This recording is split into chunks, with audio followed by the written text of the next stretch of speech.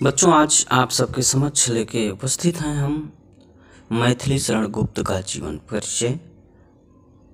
ये इंटर में 5 नंबर का जीवन परिचय आता है और जबकि हाई स्कूल में ये 3 नंबर का पूछा जाता है, 2 नंबर जीवन परिचय के लिए और 1 नंबर किसी एक रचना के लिए।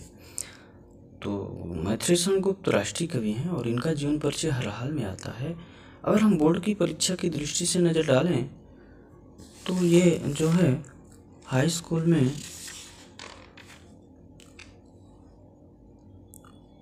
2009 में आया है ना। तो ये बहुत ज़रूरी भी है। और देखते हैं, श्री मैथिली शरण गुप्त का जन्म चिरगांव झांसी में सन 1886 ईस्वी में हुआ था। इनके पिता सेठ रामचरण गुप्त को हिंदी साहित्य में विशेष प्रेम था। गुप्त जी की शिक्षा दीक्षा घर पर ही संपन्न हुई। घर के साहित्यिक वातावरण के कारण इनमें काव्य के प्रति अभिरुचि जागृत हुई। 12 दिसंबर सन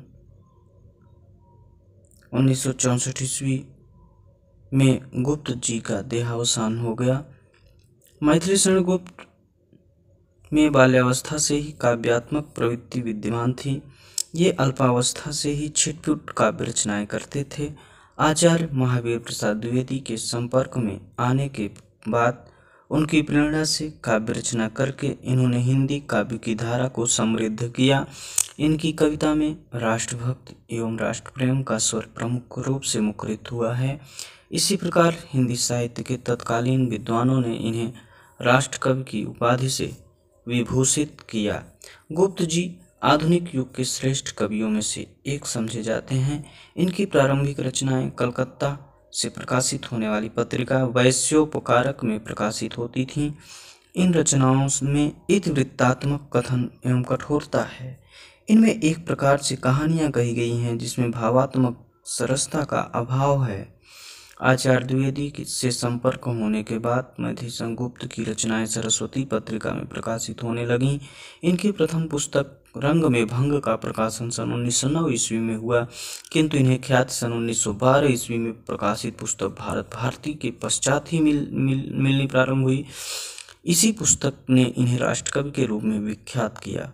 इसके पश्चात इनकी अनेक रचनाएं प्रकाशित हुईं, जिनमें पंचवटी सन 1925 ईस्वी, झंकार 1929, साकेत 1931 ईस्वी तथा यशोधरा सन 1932 ईस्वी आदि प्रसिद्ध हैं।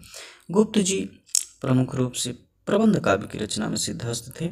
खड़ी बोली के स्वरूप का निर्धारण करने एवं उसके विकास में गुप्त जी ने अपना अमूल्य योगदान दिया है। प्राचीन भारतीय संस्कृति एवं राष्ट्रीय भाव की अपने काव्य में प्रस्तुत कर इन्होंने युग धर्म का निर्वाह किया और अतीत के आदर्श को वर्तमान की प्रेरणा के रूप में प्रस्तुत किया। ये द्विवेदी युग के सबसे अधिक लोकप्रिय कवि माने जाते हैं।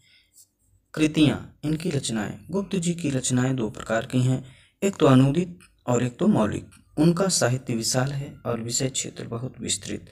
मौलिक रचनाओं में भारत भारती, इसमें देश के प्रति गर्व और गौरव की भावनाओं पर आधारित कविताएं हैं। इसी रचना के कारण वे राष्ट्रकवि के रूप में विख्यात हुए।